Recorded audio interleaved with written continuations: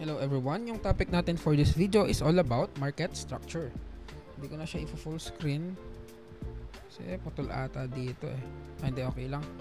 So ayan, start tayo. Okay, ano ba yung actually ano to eh, edit natin, advanced market structure, kasi meron tayong basic market structure. Ayan, advanced market structure. Yan. Ano nga ba si advanced market structure? So, advanced market structure is comprised of three types of highs and lows. Meron tayong short-term highs and short-term lows. Meron tayong intermediate term highs and intermediate term lows. And meron tayong long-term highs and long-term lows. Yung long-term highs and lows natin, yun yung sa smart money reversal natin. Okay? Use of market structure. Market structure can be used for various things. We use it to understand when is prices gonna expand, where to put our stop loss, where to place our TP, and most importantly, to confirm our draw on liquidity or bias. It gives us understanding of market trends. Through market structure, nakikita natin yung possible trend natin, yung nagiging bullish ba tayo or bearish ba tayo. Okay? So, ano yung mga protected highs and lows natin? Yung protected highs and lows wherein we put our stop loss is doon sa intermediate term highs and lows and doon sa long term highs and lows. Once na confirm and nag-create na tayo ng intermediate term highs and lows, we can look for an entry doon sa short term highs and lows. Now, ano naman yung mga unprotected highs and lows natin? Yun yung short term highs and lows. Okay? Hindi tayo maglalagay ng stop loss dyan kasi yan is pwedeng balikan ni market and i-take out pa. Hindi pa siya protected. Wala pang na-take out na liquidity doon sa area na yon. Doon sa intermediate term highs and lows, doon tayo maglalagay or doon sa long term highs and lows. Okay? Ayan. Alright. So, in this example, let's say meron tayong higher time frame PDRA dito. And then, nagkaroon tayo ng smart money reversal here in this area or SMR. So, ang tawag dun sa pinaka-reversal point ng trend is long-term high. Pag naman sa bullish trend, yung long-term low naman yon. Protected yan. Kung makikita nyo, hindi na siya binalikan ni market kasi kung iisipin mo, na-take out niya yung liquidity dun sa higher time frame and then meron pa siyang mati-take out na liquidity dito sa lower time frame which is this high. Okay? Short-term high yung tawag dito sa left niya. Alright? Now, after nung long-term high, meron tayong short-term high. Okay? So, ang short-term high, wala yung requirement na magkaroon sa left and right niya. Okay? So, si long-term high, makukuha siya sa pinaka dulo or top of reversal point ng bearish trend and lows ng bullish trend. Okay? Si short term high, normal na swings lang yan. Yan, walang left and right na requirement for it to become a short term high. Okay? So, paano naman si intermediate term high? Ang requirement ni intermediate term high is magkaroon ng short term high sa left and magkaroon ng short term high sa right. Okay? So, kailangan natin na-confirm na, okay, itong swing high na to is intermediate term high. Dapat meron siyang short term high sa left, meron siyang short term high sa right. Okay? Kaya, tinatawag siyang intermediate term high. Why? Why siya protected? Kasi may na-take out na siya na liquidity here. So, protected na yan. Yung chance na babalikan siya ni market is low na. Okay?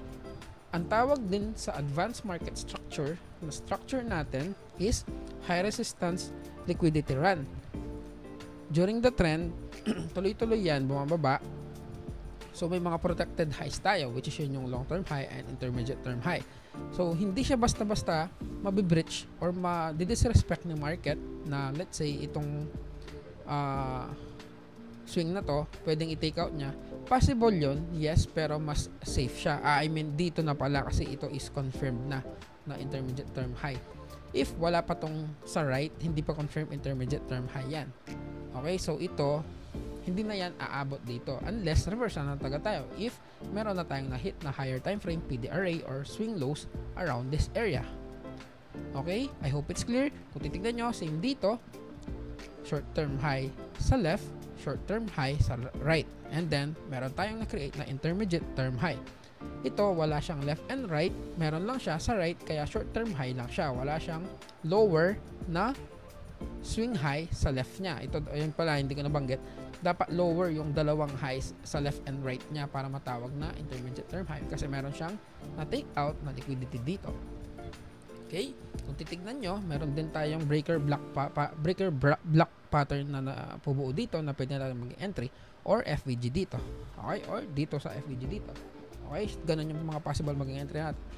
Same scenario sa bullish trend natin. If meron tayong na-hit na higher time frame PDRA or swing low dito, meron tayong smart money reversal or SMR, and then makikreate si long-term low. Meron tayong lows dito na tinatawag na short-term low.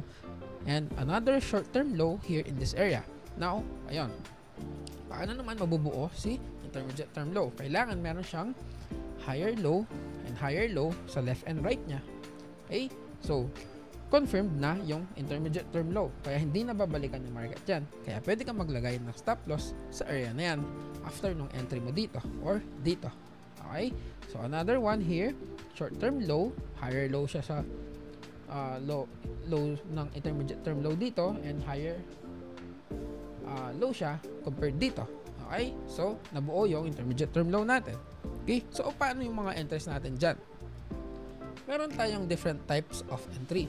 Pwede, anticipation ng short-term high dito, sa FVG dito, or dun sa breaker block dito, mag-entry na tayo. Or if gusto mong mas safer, kaya lang, mas, medyo mas, lang yung RR mo, yung risk-reward ratio mo, medyo pangit lang compared if dito ka sa anticipation. Pero mas safer, dito ka mag-entry sa short-term high na to, sa FVG dito, or sa order block dito. Okay? Same dito, pwedeng anticipation of short-term low, dito ka mag-entry or dito sa short-term low na to. Okay? So, paano yung itsura niya sa actual chart?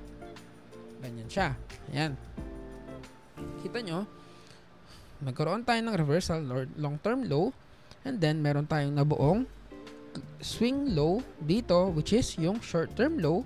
Dito, meron tayong intermediate term low and short-term low. Kaya meron tayong intermediate term low. So, pwede tayong mag-entry dito mismo or dito. Makikita nyo, meron tayong order block around this area. Ayan, ito. Pwede tayong mag-entry dyan. Target natin yung high doon. Okay? Same dito. Ito is short-term low. Wala tayong nabuong left and right na short-term low. Dito, intermediate term low, short-term low, short-term low. Ganun siya. So, another example dito, sa bearish trend naman natin, meron tayong smart money reversal, meron tayong market structure shift dito. So, meron tayong nabuong intermediate term high. Pwede tayong mag-entry dito sa anticipation sa order block na to. Or, pwede tayong maghanap ng entry here sa order block na to dito sa next na short-term high. Okay, short-term high, short-term high, short-term high, short-term high. Dito pa lang yung intermediate term high natin. So, dito, dumiretso na yung market pababa. Okay? Last example, siguro dito, ayan, meron tayong long-term low, STL, ITL, STL, STL, STL, STL, ITL, STL. Okay. So, punta tayo sa chart. As an example lang din, konti lang. Yan. Punta tayo sa gold. Kung makikita nyo, sa weekly time frame, meron tayong na-hit na fair value gap. Now, meron ako mabubuong market maker sell model. Okay? So, yung target ko is yung ERL na to. Ito is IRL. Kung i-mark natin yan, IRL yan. Or FVG. Yung ERL, is itong swing low na to. Yan yung pinaka-target natin. Okay? So, paano nga ba siya sa, let's say, 4 hours yan? Meron tayong nabuong market maker sell model sa lower time frame. Ito yung pinaka-original consolidation natin. Then, kung titignan nyo, meron tayong mga nabuong long-term high dito. Kasi kung titignan nyo, meron tayong short-term dito. Meron tayong short-term low. Mark natin. Short-term high. Sorry. Yan. Short-term high. And then, meron tayong long-term high. Another short-term high. So, pwede tayong mag-entry dito sa FVG na yan. Sample lang. Yan. Let's say, medyo pangit lang yung RR natin dito kasi nag-entry tayo dito. Stop loss dito. Sa long term high, lagi yung mga stop loss is sa intermediate term high to. Yan. Lagi yung mga stop loss natin sa intermediate term high. Then itong sa smart money reversal, yung pinaka highest high nung MMXM natin or market maker sell model is long term high. Long term yung tawag dun sa pinaka smart money reversal area natin. Okay? Yan. So target natin yung ERL na to. Ayan. Meron tayong 1 to 7.76. Okay? So paano pa i-identify pa natin dito? Kasi pwede ka pa actually maghanap ng market maker sell model sa lower time frame pa sa 15 minutes. Let's say dito. Yan, dito. Yan, sample lang. Market replay natin dito para hindi nakakalito. Ayan. Punta tayo sa 15 minutes. Yan. Yan. Meron tayong mga possible na entries dyan. Then target natin yung ERL na to. Kung makita nyo, protected high to. Intermediate term high yan. And marami tayong short term. Intermediate term high. Meron tayong short term high. So left and right nya. Short term high. Ayan. Kung nakapag-entry tayo sa FVG na to,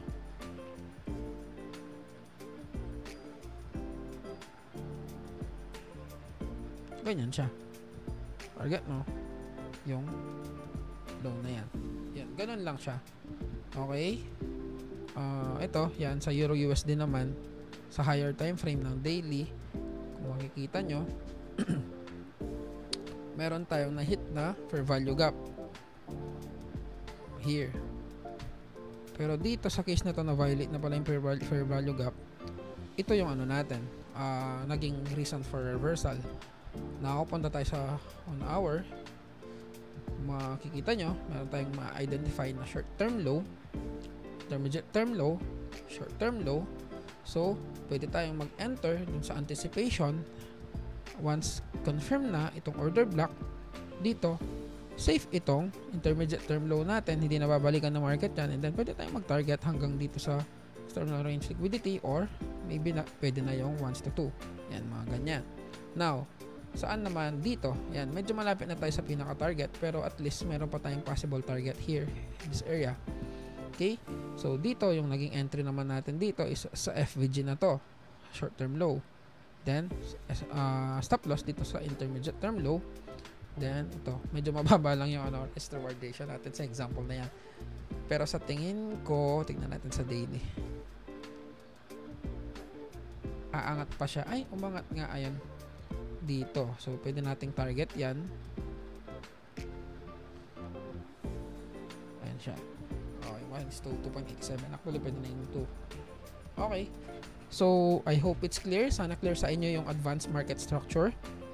And if meron kayong questions or clarifications, chat lang kayo. Yun lang. Thank you so much and bye-bye.